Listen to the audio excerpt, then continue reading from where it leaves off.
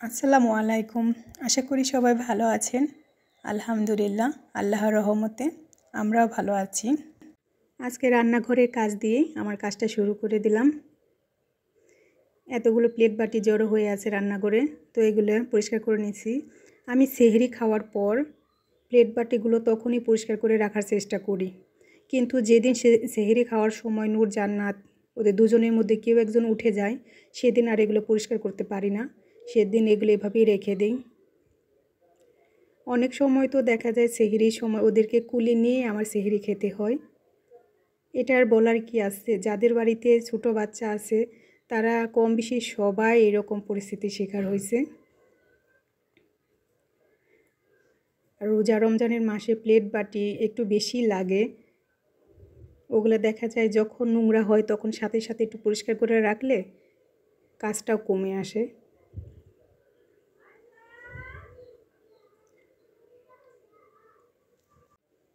আমাদের বাড়িতে সবার একটা ভালো অভ্যাস আছে, যে যখন যে প্লেটে ভাত খায় সাথে সাথে সে সেটা ধুয়ে রাখার চেষ্টা করে। এতে দেখা যায় প্লেট বাটি ধোয়ার পরিমাণটাও কমে যায়। আসলে সবাই যদি এভাবে একটু নিজের কাজ নিজে কম বেশি করে, তাহলে পরিবারে যে কাজ করে তার কাজের পরিমাণটা একটু কমে যায়, কষ্টটাও কমে যায়।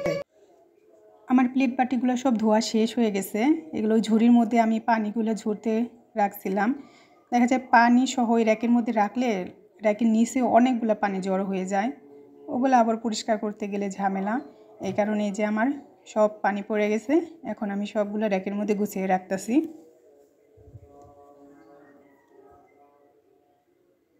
এরপর আমি রান্নাঘরটা একটু মুছে নেব। রান্নাঘরটা আমি প্রতিদিন মুছে রাখার চেষ্টা করি। আমরা তো দেখেন আমরা মাটির রান্নাঘরেই বেশি রান্না করি, আর এই রান্নাঘরে যখন খুব প্রয়োজন পড়ে যে অনেক রাত হয়ে গেছে, আর এই রান্নাঘরে মূলত নূর আর জান্নাতের জন্যই রান্না করা হয়। আর বাকি যত রান্না বান্না সব মাটির রান্নাঘরেই আমরা শেষ করি।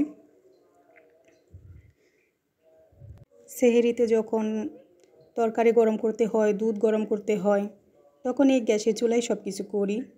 নূর জান্নাতের জন্য যখন দুধ গরম করতে হয়, ওদের সুজি রান্না করতে হয়, ওদের একটু লুডুস রান্না করে দেব, এই তো ওদের যা কিছু করতে হয় সব এখানেই করি।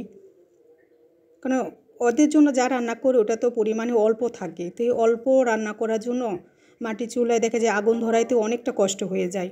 যারা মাটির চুলায় রান্না করে তারা তো বুঝে, কারণ মাটির চুলায় সবই আরাম লাগে, কিন্তু শুরুর দিকে আগুন ধরাইতেই অনেকটা কষ্ট হয়। আমার রান্নাঘরে সব কাজ হয়ে গেছে। আর আজকে আমার রুম ক্লিন করাটা আপনাদের দেখালাম না। প্রতিদিন দেখা যায় ঘর মোছা দেখতে দেখতে আপনারাও বিরক্ত হয়ে যাবেন। রান্নাঘরের কাজ শেষ করে আমি আমার ঘরটা পরিষ্কার করে নিছি। আমার সব ফার্নিচারগুলো আমি মুছে নিছি। এগুলো প্রতিদিন আমাকে মুছতেই হবে, একদিনও গ্যাপ দেওয়া যায় না। ওই যে বললাম না, অনেক ধুলা আসে, এত ধুলা এসে এগুলোর উপর দিয়ে জড়ো হয়ে থাকে, একদিনও মোছা ছাড়া রাখা যায় না, প্রতিদিনই ক্লিন করতে হয়। এই যে আমার পুরো রুমটা আমি পরিষ্কার করে নিয়েছি। আর আমার দুটা বাচ্চা ওই যে দেখেন, ওদের দুইটা টেডি বিয়ার ওখানে রেখে দিছি, ওরা এখান থেকে নিয়ে খেলবে, আবার দুই ভাই বোন সুন্দর করে এখানে গুছিয়ে রাখবে। এখন থেকে আমি একটু চেষ্টা করতেছি ওদেরকে একটু ডিসিপ্লিন শেখাতে, এতে দেখা যায় ছোটোবেলা থেকে বাচ্চাদের অভ্যাস হয়ে যাবে। নূরের আবু বাজার থেকে আজকে বড়ো নিয়ে এসেছে। বড়ইগুলো যেগুলো এই যে বড় সাইজের ছিল, এগুলো মাশাআল্লাহ খেতে অনেকটাই মিষ্টি ছিল, কিন্তু যেগুলো ছোটো ছোটো ছিল ওগুলো খাইতে কেমন জানি কুষ্টি মানে কড়া ছিল, তো ওগুলো খেতে বেশি মজা ছিল না, তো ওগুলো ভালো ছিল না বেশি খেতে। তবে বড়গুলো খেতে অনেকটাই মিষ্টি ছিল, অনেকটাই মজা ছিল। বড়ই তো এখন শেষের দিকে চলে আসতেছে, বাজারে বইয়ের কালেকশনও অনেকটা কমে গেছে।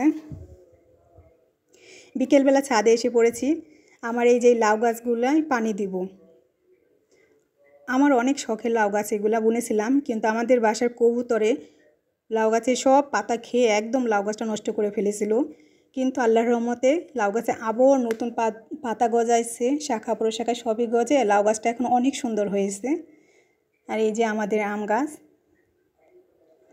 আম গাছটাও দেখতে অনেক সুন্দর লাগতেছে, মুকুলে ভরা একদম। আমি আম গাছের ডালগুলা এই যেভাবে ধরে ধরে দেখতেছি, অনেকটা লম্বা লম্বা এগুলো, এক একটা গাছের মুকুলের ডালগুলো অনেকটা লম্বা। আর এই গাছের আমগুলোও কিন্তু সাইজে অনেক বড় বড় হয়। শুরুর দিকেতে বিশাল বড় ছিল, এক একটা প্রায় 1 কেজির কাছাকাছি ছিল, কিন্তু জানি না বছর যাইতে না যাইতেই প্রতি বছর মনে হয় আমের সাইজ কয় সাইজ করে কমতে আছে, মানে ছোট ছোট হতে অনেকটাই ছোট হয়ে গেছে এখন। কিন্তু শুরুর দিকে সব এক সাইজেরই হয়েছিল আর অনেক মিষ্টিও হতো। বাড়ির সব কাজ শেষ করে ফেলেছি, পরিষ্কারের কাজ সব কিছু শেষ। এখন আসছি ইফতার আর সেহরি তৈরি করতে। এই যে আমাদের মাটির রান্না করে চলে এসে পড়েছি। আজকে তৈরি করব বেগুনের চপ, পেঁয়াজু, ছোলা। ও সরি, বেগুনের চপ না, আলুর চপ। বেগুনের চপও অনেক মাঝে মাঝে মনে হয় যে তৈরি করি, কিন্তু ওই যে বললাম না সবার অ্যালার্জি প্রবলেম, এই কারণে ইচ্ছা থাকলেও বেগুনের চপ খেতে পারি না, এর জন্য আলুর চপই তৈরি করি। আমি এখানে বুট বাগার দিয়ে নিব, এর জন্য পরিমাণ মতো মশলা দিয়ে কষে নিতেছি। আর এইখানে আলুর চপ ভেজে নেব এই চুলায়। আমরা না 2 মুখালা চুলা তৈরি করে নিছি, অবশ্যই এই আইডিয়াটা আমারই ছিল। মাকে বলেছিলাম আমার শাশুড়ি মা অনেক সুন্দর করে চুলা তৈরি করতে পারে, কারণ এক চুলায় রান্না চড়াইলে দেখা যায় ওটা শেষ হইতে অনেক সময় লাগে।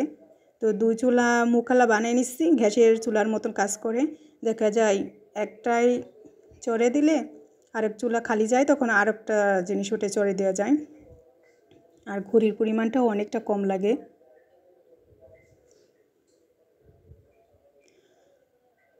আমার আলুর চপগুলো অনেকটাই সুন্দর হয়েছিল, ফুলকো ফুলকো হয়েছিল।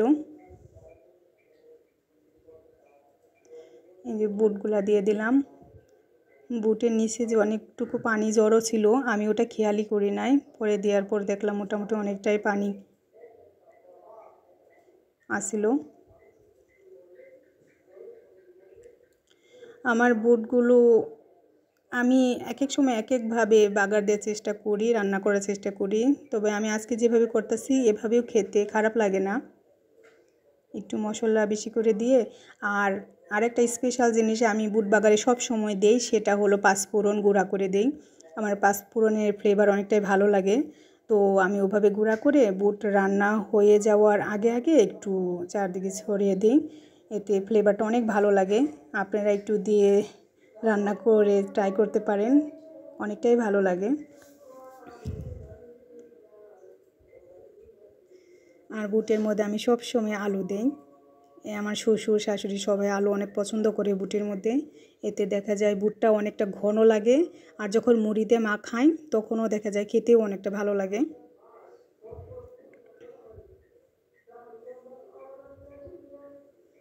এখানে আমার দেখা যায় আলুর চপ ভাজা হয়ে গেছে প্রায়, আমি একে একে অনেকগুলো ভেজে নিছি।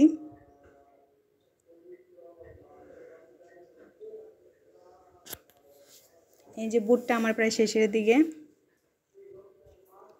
এখানে আমি পেঁয়াজও চড়ে দিছি। আস্তে আস্তে এই যে আমার ইফতার শেষ হয়ে যাচ্ছে। আর আজকে সেহরির জন্য একটু মুরগির মাংস রান্না করব। সেহরিতে দেখা যায় মুরগির মাংস দিয়ে ভাত খেলে খুব তাড়াতাড়ি হয়ে যায় খাওয়া। আর ডাল রান্না করি, ডিম রান্না করি, এগুলাই, মাছটা কম রান্না করি। আজ এ পর্যন্তই, আপনারা সবাই ভালো থাকেন, সুস্থ থাকেন, আল্লাহ হাফেজ।